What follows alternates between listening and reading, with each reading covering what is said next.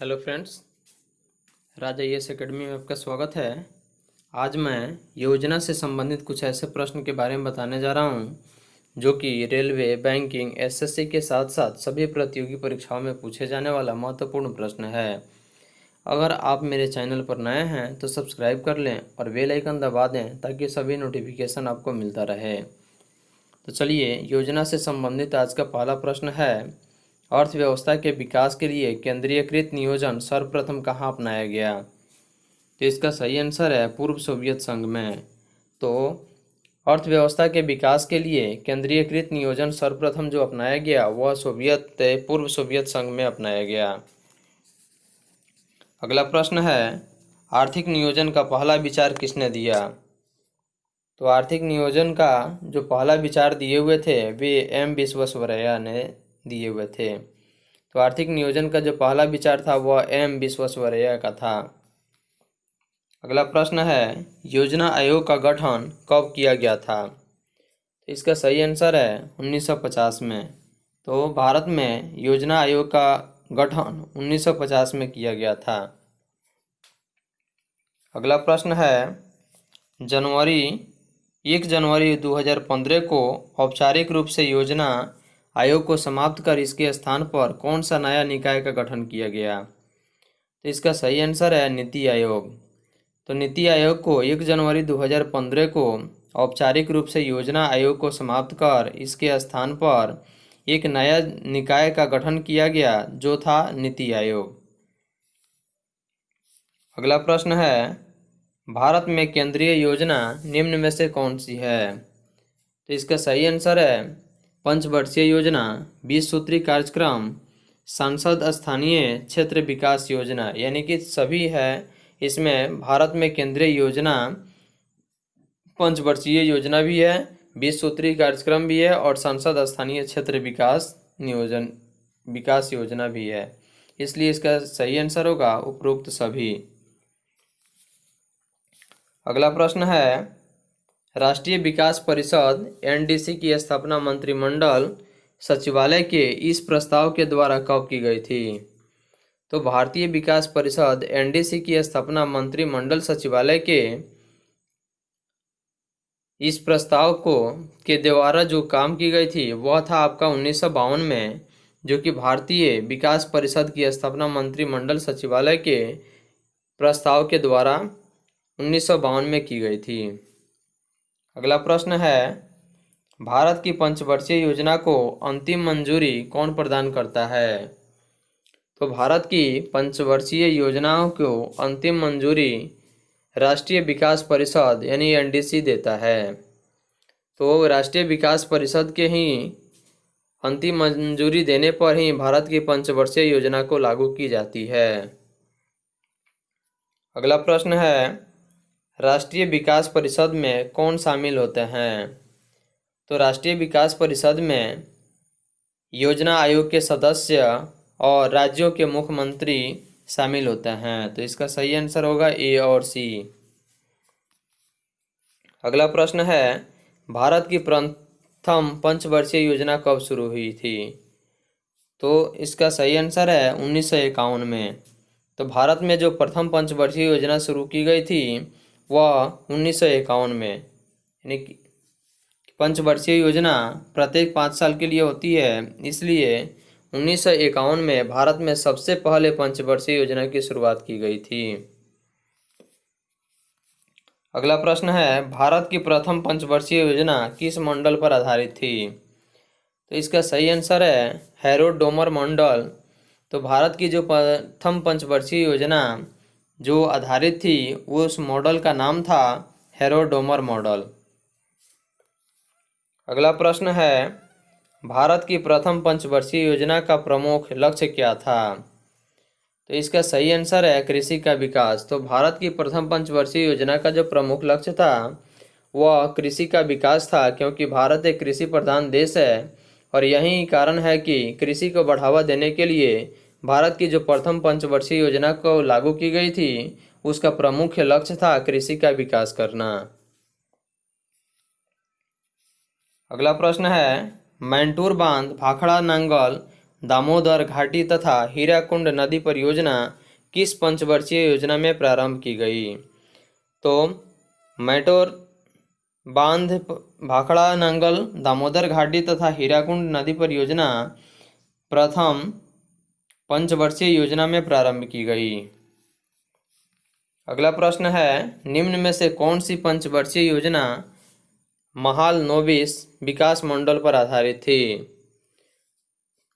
तो प्रथम पंचवर्षीय योजना नहीं, बल्कि भारत में जो दूसरी पंचवर्षीय योजना जो लागू की गई थी उस योजना में महाबोलिस विकास मॉडल पर आधारित योजना दूसरी पंचवर्षीय योजना थी,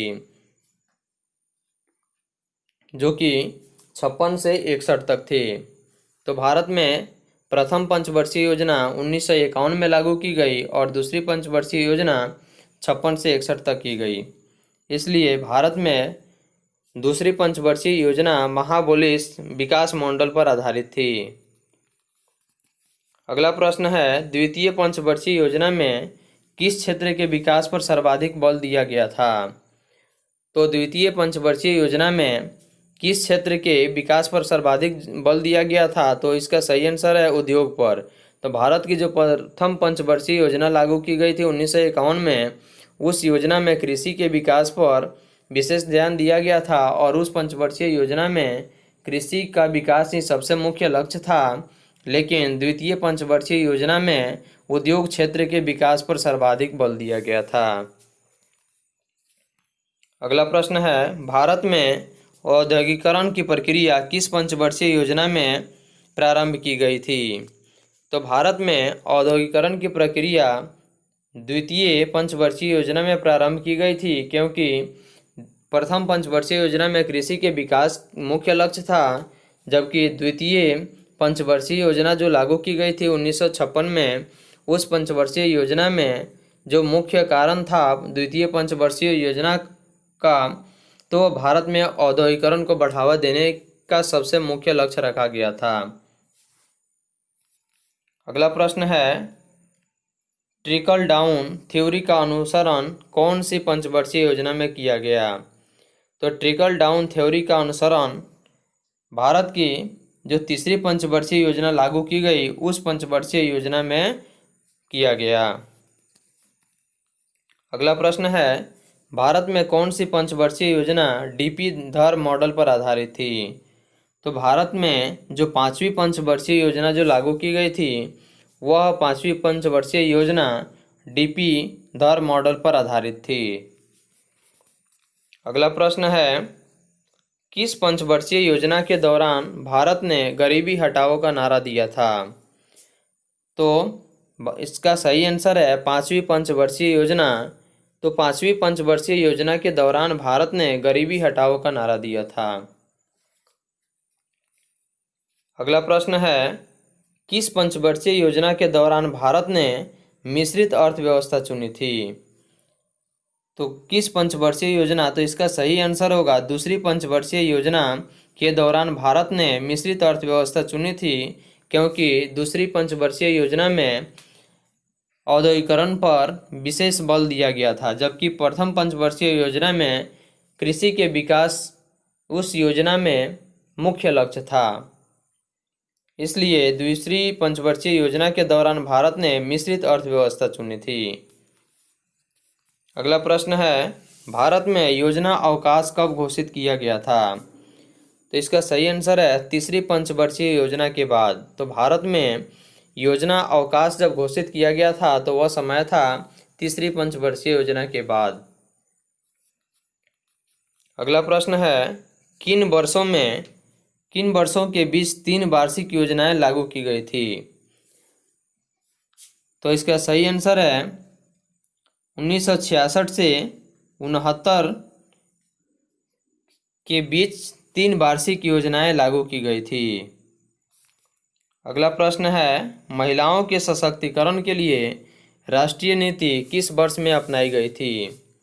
तो इसका सही आंसर है 2001 में। तो महिलाओं के सशक्तिकरण के लिए राष्ट्रीय नीति जो लागू की गई थी और जो इस राष्ट्रीय नीति को अपनाई गई थी वह वर्ष 2001 में अपनाई गई थी, जिसके कारण महिलाओं को आत्मनिर्भर बनाने पर विशेष बल दिया गया और साथ ही साथ उनकी सुरक्षा पर विशेष ध्यान दिया गया।